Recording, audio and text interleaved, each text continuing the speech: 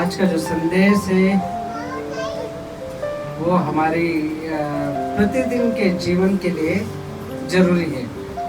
पिछले दिनों और पिछले कुछ महीनों से परमेश्वर ने मेरे मन में इन बातों को डाला कि मैं इस विषय को लेकर प्रचार करूं, और ये आज वो समय है कि मैं आप लोगों के बीच में लेकर आया हूं। तो इस संदेश का जो विषय है वो है बाइबल के अनुसार आर्थिक रूप से कैसे बढ़े, आर्थिक रूप से कैसे बढ़े, है ना। और कई बार हम मसीह होने के नाते ऐसी कई चुनौतियों का सामना करते हैं। कई बार हमारे जीवन में आर्थिक चीज़ों की घटी कमी होती है और हम बहुत परेशान हो जाते हैं या तकलीफ में होते हैं या चिंता में हो जाते हैं कि अब मेरी इन जरूरतों को पूरा कैसे होगा, या मेरी जो प्लानिंग है, जो योजना है, या मेरी जो किस्तें हैं वो कैसे भरी जाएंगी। इन विषय के लिए कई बार हम बहुत चिंता में होते हैं। और मैं मानता हूँ वचन के अनुसार कि कई बार जब हम मसीह में होते हैं तो हम प्रभु के वचन के अनुसार अपने चीजों को संभालते नहीं, या हम आर्थिक उन्नति नहीं कर पाते, आर्थिक रूप में हम बढ़ते नहीं। इसका मुख्य विषय जो वचन है वो है मत्ती 6:33, जिसमें इस प्रकार लिखा है, पहले तुम उसके राज्य और धार्मिकता की खोज करो तो जो वस्तुएं तुम्हें चाहिए वो क्या है, तुम्हें मिल जाएंगी। हालेलुया, है ना। ये संदेश केवल पैसे कमाने के बारे में नहीं है। बाइबल हमें सिखाती है कि आर्थिक उन्नति का उद्देश्य केवल धनी बनना नहीं, बल्कि परमेश्वर की महिमा करना, परिवार की आवश्यकताओं को पूरा करना और दूसरों के लिए आशीष बनना है। क्या सभी लोग ध्यान दे रहे हैं, है ना। और कई बार ऐसा होता है कि आज बहुत से लोग पूछते हैं मैं आर्थिक रूप से कैसे बढ़ूं। कोई अच्छी नौकरी चाहता है, कोई व्यापार में सफलता चाहता है, कोई कर्ज से बाहर निकलना चाहता है। लेकिन बाइबल बताती है कि समृद्धि केवल बैंक बैलेंस का नाम नहीं। यदि धन है लेकिन शांति नहीं, परिवार में शांति नहीं, है ना। और फिर क्या है, अगर धन है तो परमेश्वर से हमारा संबंध बहुत कमजोर हो जाता है और हम वास्तविक रूप से उसमें बढ़ नहीं पाते हैं, है ना। कई बार हम सोचते हैं बस मेरे पास सब कुछ हो, सब कुछ हो, धन दौलत, है ना, गाड़ी, है ना। लेकिन फिर हम परमेश्वर के नजदीकता से हम बहुत कमजोर पड़ जाते हैं, उसके नजदीक हम नहीं जा पाते, है ना। क्योंकि जो धन है, एक बार यीशु से एक धनवान व्यक्ति ने पूछा कि प्रभु मैं आपके राज्य में आने के लिए क्या करूं। एक धनवान व्यापारी वो उससे पूछता है यीशु से कि मैं आपके राज्य के लिए क्या करूं, या मैं आपके राज्य में आने के लिए क्या करूं। यीशु ने कहा अपना धन कंगालों को बांट दे। वो उल्टे पांव सीधा निकल गया, रुका ही नहीं। यीशु ने कहा कि परमेश्वर के राज्य में कि सुई के नाके से निकलना सरल है, लेकिन धनवान व्यक्ति का राज्य में, परमेश्वर के राज्य में आना बहुत मुश्किल है। हालेलुया। व्यवस्था 8:18 कहता है, अपने परमेश्वर यहोवा को स्मरण रखना, क्योंकि वही तुझे धन प्राप्त करने की सामर्थ्य देता है। इसका अर्थ है कि कमाई का स्रोत हमारी योग्यता नहीं, बल्कि परमेश्वर की दी हुई सामर्थ्य है। हालेलुया। हम अगर अपनी कोशिश से, अपनी ताकत से कोशिश करेंगे कि मैं अमीर हो जाऊं, या मैं धनवान हो जाऊं, या मैं अपने परिवार को चला लूंगा, मुश्किल है। बिना परमेश्वर के आप क्या है चल सकते हैं। आइए हम पहला पॉइंट देखते हैं। परमेश्वर को प्रथम स्थान दे,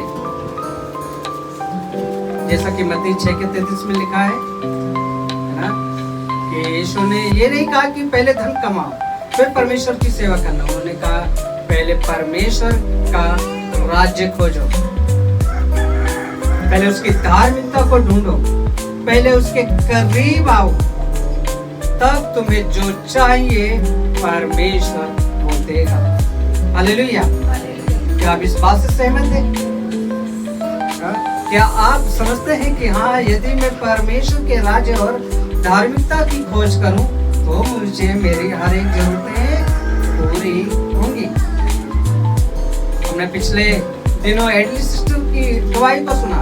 उनके पास किराए के लिए भी पैसा नहीं था, है ना, 2 दिन के किराए के लिए पैसा था, है ना, और ऐसा नहीं कि कोई उन्हें परमानेंट सपोर्ट करता, नहीं।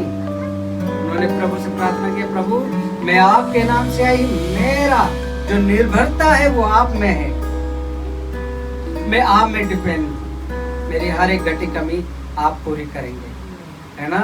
और उसके ही अगले कुछ घंटों बाद किसी मित्र ने उन्हें फोन किया और बोला मैं आपको सपोर्ट करना चाहता हूँ। परमेश्वर रास्ता खोलता है ना। इसलिए मेरे प्रियो, बाइबल कहते हैं कि पहले उसके राज्य और धार्मिकता की खोज करो, और इसका अर्थ ये है कि अपने निर्णयों में परमेश्वर की इच्छा पूछना, अपनी योजनाओं में परमेश्वर को पूछना, अपनी प्रार्थनाओं में, अपने वचन में परमेश्वर को पहला स्थान देना। व्यवसाय या नौकरी में भी परमेश्वर के सिद्धांतों पर चलना, तब परमेश्वर आपको भरपूरी से देगा। हालेलुया। जब हम परमेश्वर को पहले रखते हैं तो वह हमारी आवश्यकताओं की चिंता करता है, हमारी हर एक घटी कमी की चिंता करता है, हमारी हर एक जरूरतों की चिंता करता है। हम एक उदाहरण देख सकते हैं। पहला राजा 3 में राजा सुलेमान ने परमेश्वर से बुद्धि मांगी। परमेश्वर ने कहा तू मुझसे मांग, मैं तुझे क्या दूं? धन दौलत ऐश्वर्य क्या दूं मैं तुझे? राजा सुलेमान ने कहा मुझे बुद्धि दे। और जब परमेश्वर ने उसे बुद्धि दी, उस बुद्धि के द्वारा परमेश्वर ने उसे धन सम्मान भी दिया। हालेलुया। बुद्धि का होना हम सब मनुष्य के लिए, हम सभी विश्वासियों के लिए बहुत जरूरी है। पूरे ब्रह्मांड में, पूरे संसार में जितने भी प्राणी हैं, जितने भी मनुष्य, सबके पास बुद्धि है, लेकिन इस्तेमाल कौन सही तरीके से करता है ये मायने रखता है। और खासकर जब हम मसीह में हैं, हमारी बुद्धि अगर घास चरने जा रही है तो फिर ये बेकार है। हमारी बुद्धि क्या है? नए और जाने से हमारा चाल चलन, हमारा व्यवहार परमेश्वर के भय योग्य होना चाहिए। हालेलुया। जब हम परमेश्वर से बुद्धि मांगे और बुद्धि के अनुसार परमेश्वर को महिमा देंगे, बुद्धि के अनुसार हम परमेश्वर को पुकारेंगे, बुद्धि के अनुसार हम परमेश्वर का आदर करेंगे और उसके वचन को हम प्राथमिकता देंगे, हमारा जीवन की जो भी आवश्यकता है, जो हमारी आर्थिक चीजें हैं, वो सही तरीके से चलने लगेगी। इसके लिए आपको क्या करना चाहिए? दिन की शुरुआत प्रार्थना और वचन से होनी चाहिए। हर आरती मिलने से पहले परमेश्वर से मार्गदर्शन मांगिए। कमाई का उद्देश्य केवल स्वयं नहीं बल्कि परमेश्वर की महिमा। प्रभु आप मेरे परिवार को चलाते, धन्यवाद। परमेश्वर मेरी जरूरतों को पूरा कर दे, धन्यवाद। परमेश्वर मेरी हर एक कमी घटी को आप पूरी करते, प्रभु आपका धन्यवाद। हर एक बातों में परमेश्वर का क्या है? महिमा होना चाहिए। हालेलुया। दूसरा पॉइंट देखते हैं हम, मेहनत परमेश्वर की योजना है। नीति वचन 10:4 में इस प्रकार लिखा है, ढीले हाथ से काम करने वाले निर्धन हो जाते हैं। दूसरा थिस्सलुनीकियों 3:31 में क्या लिखा है? यदि कोई काम करना न चाहे तो खाने भी न पाए। मेहनत का अर्थ केवल शारीरिक श्रम नहीं, समय का सही उपयोग करना, नई बातें सीखना, अपने काम में उत्कृष्टता लाना, लगातार सुधार करते रहना है। हम देखते हैं यूसुफ का एक उदाहरण। यूसुफ मिस्र में दास था, फिर भी उसने अपना कार्य पूरी निष्ठा से किया और उसी विश्वास योग्यता ने उसे वहां का प्रधानमंत्री बना दिया। हालेलुया। यूसुफ गुलाम था, है ना, गुलामी में रह रहा था मिस्र में, और फिर भी वो परमेश्वर से हर एक बातें पूछते हुए चलता था। परमेश्वर के हर एक वचन के अनुसार अपने जीवन को चला रहा था। और परमेश्वर ने उसे दर्शन दिया कि तू क्या कर, मैं तुझे बुद्धि देता हूँ, तू मिस्र के राजा के लिए काम कर और 7 सालों तक क्या कर, तू धन इकट्ठा कर और अनाज इकट्ठा कर, ताकि क्या है, अगले 7 वर्षों तक अकाल पड़ेगा। ये बुद्धिमानी थी परमेश्वर, है ना। और उन बातों को यूसुफ ने लिया, इनकार नहीं किया कि नहीं, मैं प्रभु में क्या, मैं तो इस देश में गुलाम हूँ, ये मरे तो मरे, क्या उससे क्या, मैं तो अकेला मरूंगा, ये तो सब के सब खत्म हो जाएंगे। उसने ऐसा नहीं किया, तुरंत उसकी सुनी और उसने क्या है, परमेश्वर के वचन को पूरा किया और इसी विश्वास योग्यता ने उसे वहां का प्रधानमंत्री बनाया। एक गुलाम से क्या किया, प्रधानमंत्री बनाया। अब सवाल उठता है आपके लिए, क्या हम अपने वर्तमान काम में विश्वास योग्य हैं?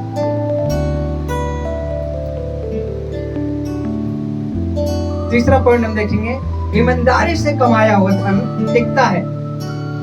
नीति वचन 13:11, धोखे से कमाया गया धन जल्दी समाप्त हो जाता है।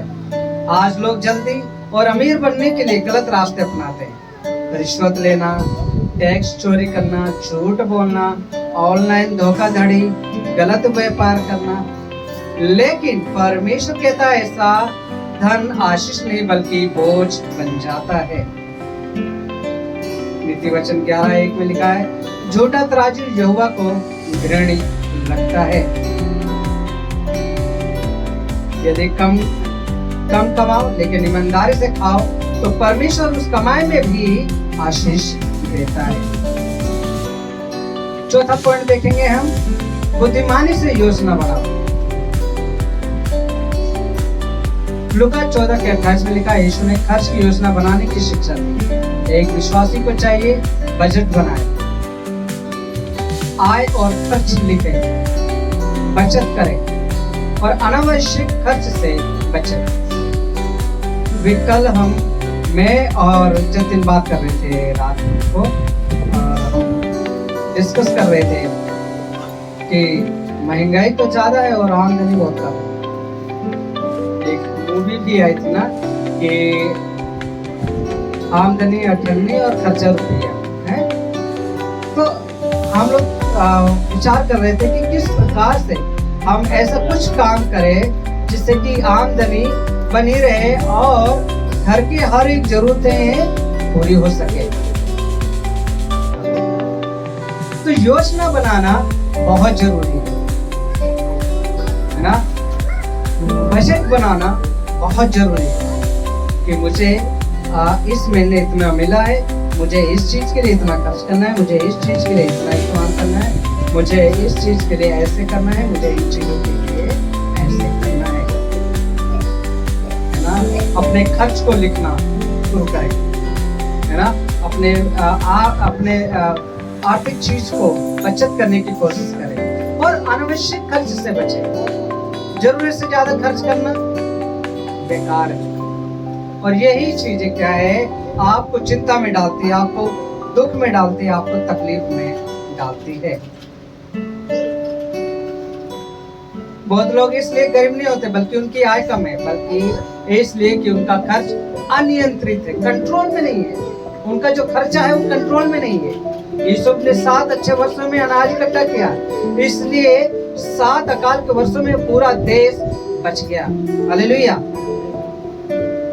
ये हमें सिखाता है कि भविष्य के लिए तैयारी करना भी परमेश्वर की बुद्धि है। पांचवा पॉइंट हम देखेंगे, उदारता आशीष का द्वार खोलती है। लूका 6:38 में लिखा, दो तो तुम्हें भी दिया जाएगा, जिस नाप से तुम नापते हो उसी नाप से तुम्हारे लिए भी नापा जाएगा। परमेश्वर चाहता है कि हम केवल लेने वाले नहीं बल्कि देने वाले बने। देने का अर्थ है दशमांश, भेंट, गरीबों की सहायता, मिशन कामों के लिए सहायता, जरूरतमंदों की मदद, है ना। जैसा कि 2 कुरिन्थियों 9:8 में लिखा है, परमेश्वर ऐसा करने वालों को हर प्रकार की आशीष देने में सामर्थ है। ध्यान है, हम इसलिए नहीं देते कि परमेश्वर हमें अमीर बना दे, हम इसलिए देते हैं क्योंकि उसने पहले हमें दिया है, हमें अपने प्रेम को उंडेला है। हालेलुया। छठा पॉइंट देखेंगे हम, कर्ज से सावधान रहे। नीति वचन 22:7 में लिखा, उधार देने वाला दास बन जाता है। आज लोग दिखावे के लिए कर्ज लेते हैं, महंगा मोबाइल, महंगी शादी, अनावश्यक सामान, है ना, फिर वर्षों तक उसी का भुगतान करते रहना, है ना। यदि लोन लेना पड़े तो सोच समझ कर ले और समय पर चुकाने का प्रयास करें।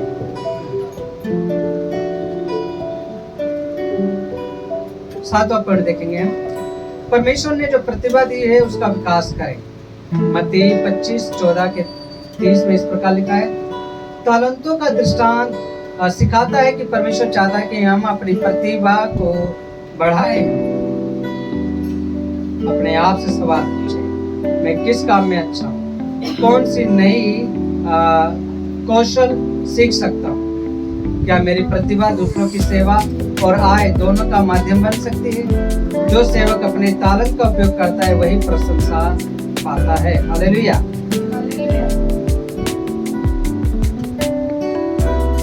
8वां पॉइंट है, संतोष सबसे बड़ी दौलत है। पहला तीमुथियुस 6:6 और 10 में लिखा है, धन बुरा नहीं है लेकिन धन का प्रेम विनाश का कारण बन सकता है। यदि हमारे पास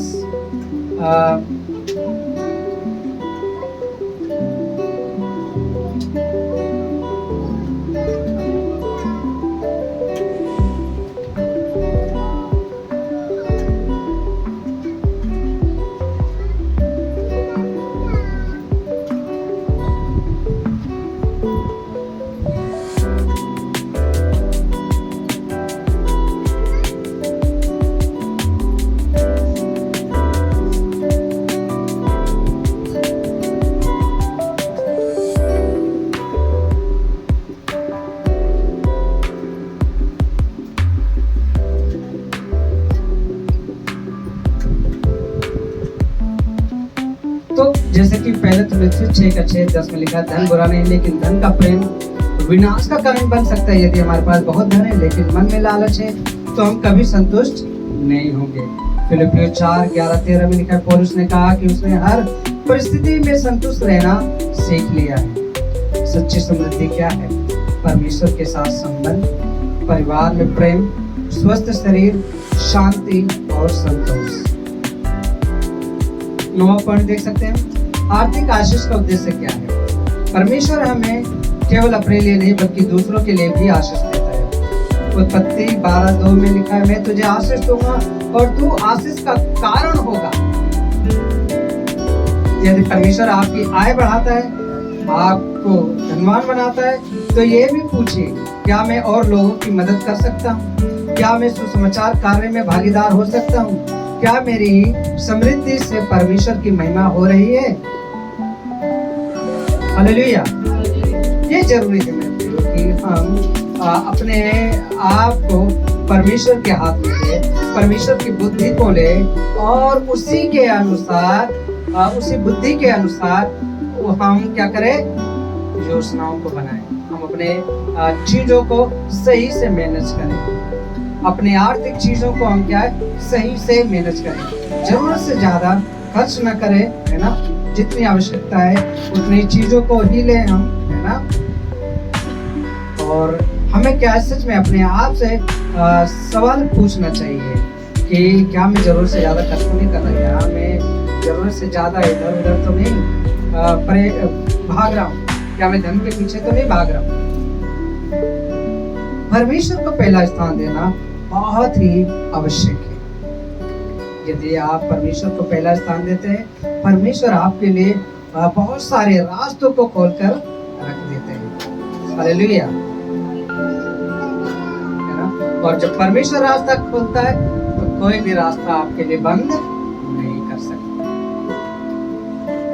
इसलिए योजना बनाना चाहिए, हम अपनी कमाई का किस प्रकार से हमें चलाना है, घर कैसे चलाना है, इन बातों का अच्छे से योजना बनाए तो परमेश्वर उसमें सहायता करेगा।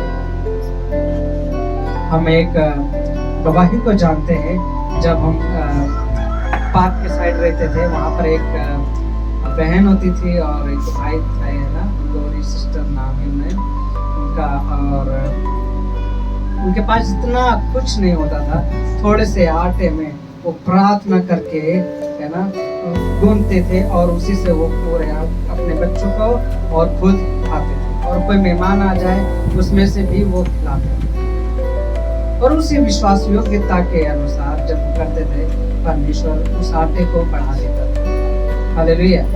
यदि आपको लगता है कि आज आपके पास कम संसाधन है, आपके पास उतना धन नहीं है, आप उतने तनख्वाह नहीं पाते, या आप उतना वो नहीं कर पाते, तो उन चीजों में भी आप परमेश्वर के प्रति विश्वास योग्य हो। उन चीजों में भी आप परमेश्वर के हाथों में रखते हैं। प्रभु, ये मेरे पास इतना धन है, प्रभु आप मुझे बुद्धि दें कि मैं इसे कैसे चलाऊं, मैं इसे किस रीति से खर्च करूं। या प्रभु, मैं अगर आप चाहते कि मैं आपके योजनाओं में शामिल हूँ, आपके चीजों के लिए मैं दूं, तो प्रभु मुझे अगुवाई। मैंने बहुत सारी ऐसी गवाहियों को सुना है जो सच में अपनी जरूरतों को ना देखते हुए उन्होंने परमेश्वर के कार्य के लिए दिया, और परमेश्वर ने अपने मन को उसे दिया। हालेलुया। आपने उस बाइबल में उस विधवा के, है ना, कहानी को सुना होगा, जब, है ना, उसके पास एक कुप्पी तेल था और थोड़ा सा आटा, और परमेश्वर ने उससे वो भी लिया और उसने विश्वास योग्यता के साथ दिया, और उसने क्या पूरे काल में भरपूर से खाया। हालेलुया। आपके पास है, यदि सीमित संसाधन है, परमेश्वर के हाथ में, परमेश्वर के साथ आप योजना बनाएं, परमेश्वर को बताएं कि प्रभु मैं ऐसे ऐसे योजना बनाना चाहता हूँ। और सच में जब परमेश्वर आपको बुद्धि देगा, आपको समझ होगी कि मुझे कैसे घर चलाना है, कैसे परिवार चलाना है। तो प्रभु आप लोगों को आशीष दे इन वचनों के द्वारा। आइए हम प्रार्थना में जाएंगे।